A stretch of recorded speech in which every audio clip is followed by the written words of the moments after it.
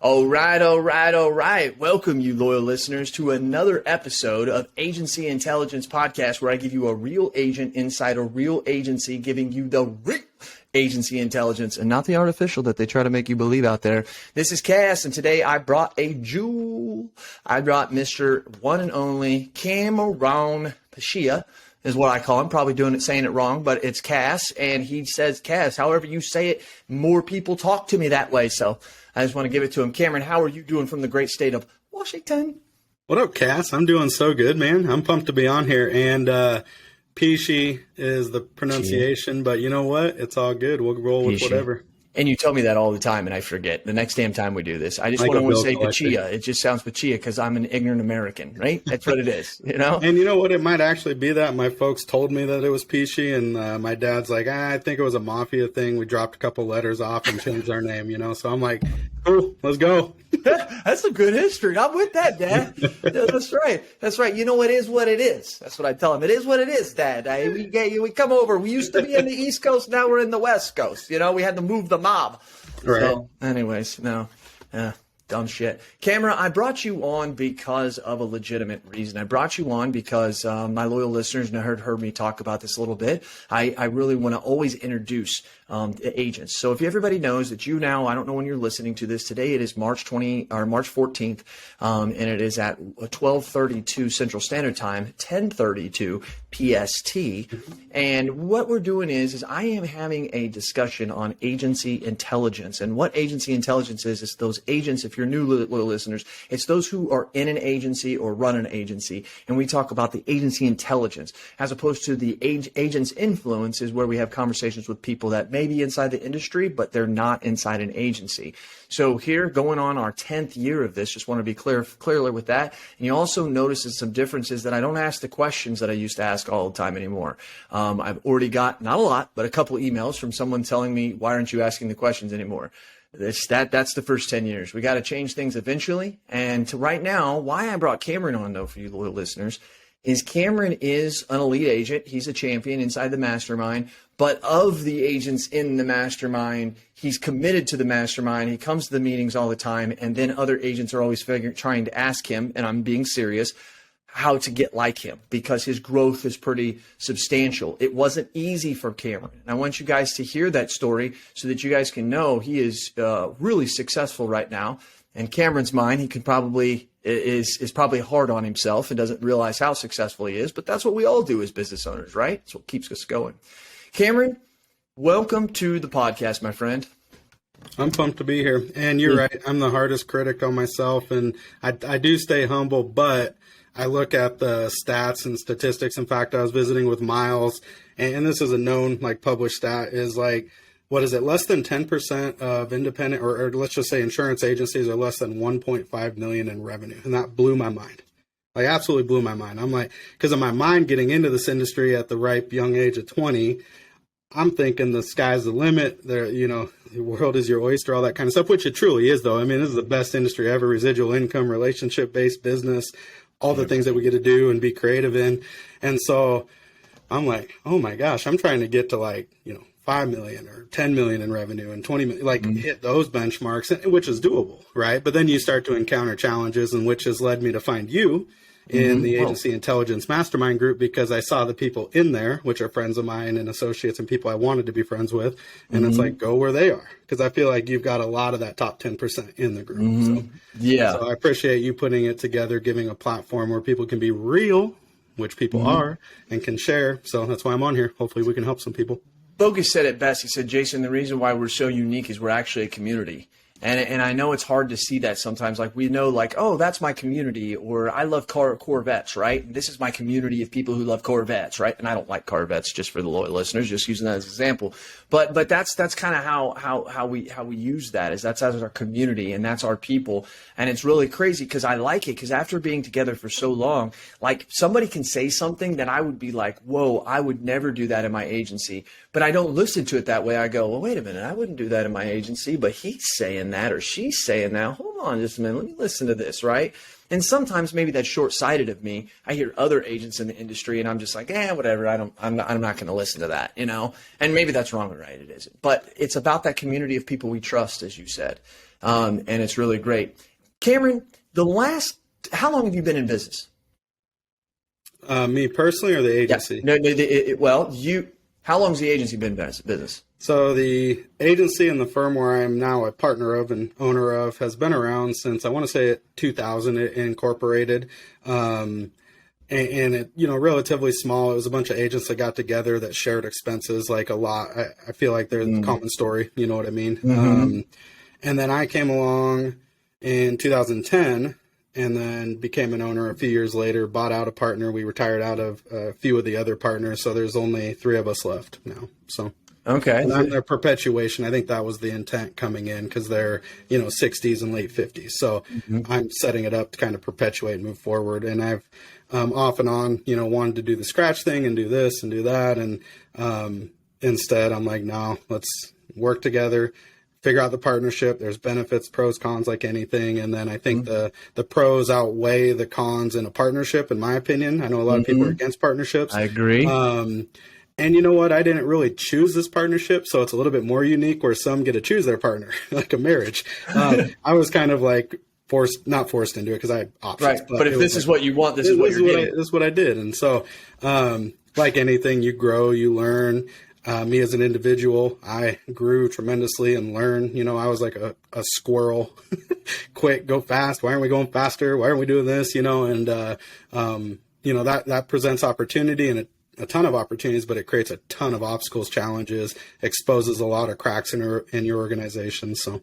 And just so you know, loyal listeners, like there are numerous people that Cameron reaches out to on a weekly and monthly basis that are just in the industry just to shoot the shit, just to say, hey, here's what I'm doing in my agency. I mean, you have a couple of groups of those people. And I think that once again, that's another subset of the mastermind, is really trying to help those people. And I mean, I would say that inside the mastermind, I bet you there's 50 other groups. Like just people who meet. But I was talking to Vonda one day and she was telling me, Vonda Copeland, and she was reading through an email and I said, where did you get that email? And it was the longest email in the world, but it was a continuous email that she started a long time ago with the champions. And it's just a continuous email that's going all the way up to now, and I didn't even know that they were talking and doing things. So this is just awesome. It really, truly is. And, one of the things though, if you ever really saw, no one ever really saw this. I wonder if I could find this. One of the very first promotional videos I ever did for the mastermind was the story of Henry Ford and Thomas Edison and J.P. Morgan Chase. They actually created and were attributing the mastermind word to them. And it was about the way that they knew that they were on top. They were kind of in a cutting edge level, but they could even remain cutting edge if they shared it with other cutting edge people, right? And those cutting edge people. So there was things that, that Henry Ford was probably learning about electricity that really didn't have anything to do with him. But there was a couple of those stories that made him think, hey, when I'm creating this factory, you know what I mean? And ironically enough, these are the people who were ahead of the curve on everything at the turn of the century. And so using that same methodology, that's what I thought of back in 2013. I was like, I got to get on the same page of these people. And people sometimes think, Cameron, that I created this stuff so that I could be the one that's in charge. I created it. And I'll be honest with you, after 800 and some of these podcasts, I know a lot about the industry just because you're around it so much. And you're around it with the champions and the way that we learn from each other and stuff. It's a phenomenal industry. Phenomenal industry. It really, truly is. But Cameron, going back to you, you have seen some extreme growth in the last 3, 5, 10 years. I don't want to say 10, but I know in the last 3 to 5 years, in the time that we've known each other, you have seen growth. Now, extreme growth to some is 10% or more. Huge growth is 20% or more. Us champions, we kind of rely on 20 to 30% or more to be our bench standard. I'm not saying that we're losers if we don't hit that, but that's where we're usually at. I mean, most people in our group are at least achieving 15% growth. Not everybody, not downing people. Also, I think there's a couple of agencies that are around 20 to 30 million in revenue. They're probably not achieving 20% growth, right? That would be fucking unbelievable, right? So it's all relative to who it is, but agencies are growing. Tell the agents, tell the loyal listeners about your niche, about what you've created over there in the beautiful state and city of Spokane, Washington. Yeah, man, for sure. And we've got a couple different pillars, let's say, within the agency. You got your personal lines division, and then you've got kind of miscellaneous commercial. My background was construction and contractors, so we've got a decent little influence of contractors there, and then transportation. And that's the piece that I took quite a few years ago and went high level and took and said, okay, everyone has a niche, right? Everyone has this landing page. Hey, I'm an expert in this, everything insurance / trucking / bars / whatever. And I'm like, it's not good enough. You know what I mean? I'm not going to, you're never going to get far enough. It's a super transactional form of business when people just happenstance to come on you or Google, SEO, pay-per-click, all that kind of stuff. But how do you become an expert and take that niche and turn it into a brand and then dominate in that? It's a macro niche. And I know you can get into micro niches and captives, and you can get into all the different complexities and nuances there. We took a macro niche and said, okay, we're going to do all this. Now we've micro niched within it and focused efforts on certain types of trucking and transportation. But I attribute that to my background. When I came in, all I did were contractors and construction. So I started insurance at the age of 20 in a niche. I didn't realize how important that was. The downside to that, though, is I started in 07, 08 when contractors were like, it was oh my gosh. It was a horrible time. It was a horrible time to do it, but that's all I knew, man. I was born in the struggle, like born in a recession, like cool. It's only up from here. I didn't know that. It's Wolf of Wall Street. I was born in the struggle. So, but what I did learn though is all of a sudden your expertise, your language, your communication styles, your influence dive into that niche or that group of people, your tribe, so to speak, like you said, our community. So now I'm one of them, right? I have a podcast surrounding transportation. I've got relationships, vendors. I started other companies that are pillars, not insurance, but they're still somewhere on the line of transportation that fit in with what I'm trying to achieve and do. And so that exploded quite a bit, but I don't want to discount. That's what people don't realize is like, oh, people will say, okay, all of his growth is in because of this. We still grow a lot in personal lines. And I think personal lines is a huge staple for diversification because starting in the recession and the struggle, what I didn't realize, but now looking back and reflecting on is if you only had contractors, those big shops, man, almost went out of business. They tanked and were a product of the market. So I don't ever want to be afloat only because of one thing. Instead, I want to have multiple pillars and I want to take what I can do, replicate it, build it, move it over here, go into, let's say, manufacturing, go into, let's say, habitational, go into, I can train and teach people that. So I think that's how you scale revenue wise to high levels. And then you work with the people you want to work with, right? I disqualify folks. We're not going to quote. We don't just quote and give you quotes. I know people say that, but we don't. So yeah, I attribute a lot of that, but it's calling people like you, it's calling people that I have cell phones to, it's showing up to the meetings, the mastermind groups, asking questions, always wanting to learn, always wanting to get better. Shoot, every time I go to one of these, I'll come up to Cass and be like, hey, who do I need to talk to that's an expert in trucking? Or I'll ask Carruthers or whoever, and they're like, dude, I talked to you. I don't know. That's I'm always trying to find somebody that I can go lean on. And then it's like, okay, to your point, now I got to talk to other people that do what I admire really, really well, have conversations with them. And I'm not trying to get the blueprint or the step-by-step or the copy or any of that. I just want insight. Hey, give me some thought process. What were some failures? What are some challenges or obstacles? Or just even through a simple conversation like this, I'm going to think about what I'm doing and change it because I'm like, oh, shoot, I just thought of this while we were talking. I don't know why, but it came to me and it's like, I'm going to go try that. Cool, it worked. Yeah. So I know everybody's got to get to work and stuff like that, but just quit listening to me. Back that bitch up about 8 minutes and listen to that again. Cameron, that was really, really good. You went through, I think, the struggles of what a lot of independent insurance agents go through. And those struggles, and I always try to say, I'm not saying as a downer.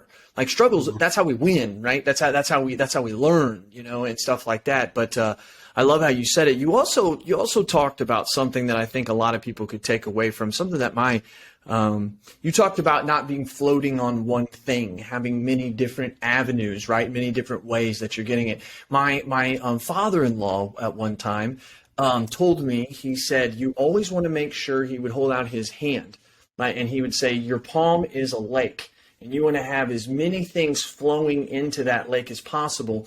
And I heard him say that one time, and then he followed it up with this. He said, Jason, I kid you not, go try to find a lake. And the larger the lake, the more tributaries it has.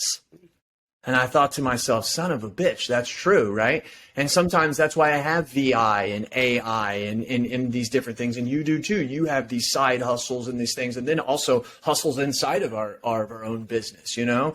And it happens to be that, yeah, I think that that's really, really, really true. Well, so well said. So here's the thing I want to talk about here. When you're talking about this niche, like let's go back here for a minute, Cameron. So you just, loyal listeners, listen to this. I mean, you just don't go to his site and like, oh, we do trucking. Like he has a podcast. They're like heavily involved in it. You almost, am I correct? You almost have like a department for this because you have VEs that strictly almost just do that stuff, right? Okay, so a little bit more granular view. And actually, so we have our main agency website, which is, you know, I made a reference of all things insurance. It's actually All Lines Insurance, which is hilarious for this. And so going back, but you won't find a trucking page, or maybe there's one on there from who knows when. We actually started its own brand, its own division, its own legs. It has its own phone number, its own emails, its own everything. Now, technology is beautiful. Like it flows into everything else we need to. There are massive challenges when doing that, though. You take an identity and you start branding it something else. The people within that organization become either, you know, hesitant or resistant or resentful or whatever. There's all the change, right? People don't like change. I love change. Most people don't. But anyway, so yes, you call in a number. We have dedicated VEs, you know, virtual employees. Shout out to you and what you got going over there. Hip hip. Yeah, that's a shameless plug. So you call in and it's all trucking. That's what you get. It's the brand. And then the podcast is nothing to do with my insurance. It's all just giving back to the community. How do I build the community? How do I invest in the transportation industry as a whole? Talk to cool people that are doing exciting things. Most, you know, it's funny because I love your new format with the shortened podcast because I think the average listen time is 28 minutes. Insurance agents will listen to like 3 hours of insurance content. It's fucking insane. So we're the only people that'll do that. But if I did that in trucking, it's like, you know, they're not going to listen. Now, fortunately, truckers are driving. So I'm like, it made sense to me. I'm like, cool, I'm going to do a podcast. And it was one of those like aha moments of like, all right, cool. But our marketing, our branding, our Facebook ads, our brand recognition, our welcome kits, our community involvement, our charities, all surround that industry. Everything's focused on that. And so it truly is its own brand. And so I think now when you get referrals, you get recognition, you get other agents that it's like, dude, I just don't do this. I had one individual come to me and they basically were like, hey, I need help with this huge account. And not that the size or anything, I guess, is relevant. But for me, I wouldn't have got this opportunity. It's over $1 million. And I'm like, I wouldn't have got that had I not put in the work and had I not educated myself. I've got, you know, my whole team goes through training, designation training, higher level, you know, work within the niche, understanding the policies, reading each of the policies, understanding how it responds in certain situations and the contracts and all that kind of stuff, and understanding the day-to-day, what a trucker, you know, or industry or niche faces is like, hey, what are the challenges that they're facing right now? Like if I called up and I wasn't able to talk about the current state of the union, what's going on, what they're worried about, you know, what keeps them up at night, like, why should I even be talking to that person? It's crazy, right? They should cut right through you in a sales conversation. And if all I'm doing is, hey, send me over the basic info, I can give you a quote to try to earn your business. Like we're not no. You should give up and go do something you're passionate about, right? There's way more things and there's way more opportunities that you can go love and enjoy to do. I happen to love what I do and love insurance and very passionate about it. And believe it or not, more people don't want to make a decision based on price. They've just never given any other reference point to proxy it from. And when you are in there as that community, when that's your brand and that's your phone number, that's how your employees act and answer the phone, all of a sudden that just becomes something that is like, that's like, this isn't just something these people do, they live it, you know? And then when they know you live it, then they think that you're a friend and you're part of them. And then we know that those are the easiest people to write. I think that a lot of people just put a web page out there. Like, hey, we do trucking. A landing page. A landing page. Yeah, right. It's not even part of their website, just a landing page. And then they drive people there. And then, as you said, they tell people that they do that. But yeah, so we have followed a very similar thing with nonprofits. So we have nonprofitinsured.com. Any of you loyal listeners can go to. It's a whole brand. nonprofitinsured.com. We just went to a trade show up in Chicago for assisted living. I love that. We had our whole thing, we went, it was new for us, right? I went to trade shows and other things, but this was new for us. And dude, we figured some stuff out, to be honest with you, Cameron. I probably told you guys on the mastermind call, but that was really cool. But then having the podcast, MP Local Podcast, we all do this. And here's the thing I want the loyal listeners to know. Cameron will agree with me when I say this. Copy us. Copy us. Go, Cameron. I know you're thinking that, right? Well, and where do you think I got some of these ideas, Cass? You started this thing how long ago with the nonprofits? It works for Cass. It must work for me. Him and Travis are balling out. I want to be like them. It just kind of makes sense, and it's trying things and not being scared and jumping all in. The thing I laugh is in the bigger groups, and I try not to spend a ton of time on social and all that kind of stuff. Some of us, you end up doing it more than you want to, but people are like, hey, I'm an expert in this, and all of a sudden, hey, I got a lead for X. It could be a nonprofit in this example. And then the next week they're like, hey, I've got this bounce house facility that's going to rent out trampolines. Where do I get insurance for that? Hey, I've got this apartment complex that needs rehabbed over here. Where do I get insurance for that? And it's like, didn't you just say you're an expert in that? And I don't want to discount that, because I know that you need pillars and disciplines and stuff within the agency, but that should be a discipline of the people in that pillar in the division. And if I get someone that needs, for example, health insurance or Medicare, I've got people for that. I'm not going to talk to you about it, and I'm absolutely not going to take care of that sale, but let me get you to XYZ. Let me get you to who it is. Even if it's not in my organization, if it was a nonprofit, hey, I've got somebody. Let me get you over to my guy. I know how to connect you now, and I can take care of you and bring value in every conversation, even though you don't fit with me or my model. Or if you are in my niche as a trucking client and they don't, for whatever reason, particularly fit at that time with us, I have no problem helping them, giving them guidance, education, bringing value, but not working with them. Right? I have no need to. You're just not going to fit what I need, but I'll get you some education, and hopefully it'll help you in the future. And then maybe down the road you come back. So much so that we were just having this conversation, Cameron. I've got a commercial producer who he writes large accounts, and he's got some employee benefits. And we have this company that we can go to, and we can basically turn it over to them. And when they were having this conversation with how they would do this, they said the only thing that the producer's got to do is we'll be there like 3 times. We want the producer there for like 3 times, and there'll be a couple hours each time whenever we're talking. And my immediate thought was, I don't want my producer there. He's a commercial guy. He writes commercial business. I'm turning this over to you. Now, that's neither wrong nor right, the loyal listeners or Cameron, but I wanted you to hear my mindset. I want my people doing what they're supposed to be doing, because we are blessed enough to be able to have experts doing things in those other parts that you want to do. And if we don't, we need to find that void, but that doesn't mean that I want you doing it, right? And here's what happened. Why I do this is my agency owner did not do that to me. Mike Beard did not do that. Tom Simpson did not do that. And by the way, if you guys know, I've made podcasts on them. They're my favorite mentors of all time. But one thing they didn't do is they let me do a lot of my own stuff at the beginning. They let me do this. They let me do that. And I was highly successful. And looking back after 5 to 10 years, I remember in my mid-30s, I thought, shit, if I would have just focused on commercial lines and not done anything else, you know what I mean? I would have been way more successful. Now, that all has led me to where I am to now and the person I am, right? But looking back at them, I want to do the best I can to keep them focused on what they're supposed to do. Because when these 23, 25, 26-year-old guys and gals start getting money in their pocket, it is really easy to get distracted, especially with the money that they can possibly make. You know what I mean? That's why I feel that way, and I feel strongly like you do. Like, do what you're supposed to do. We'll get somebody else to do that other part, you know?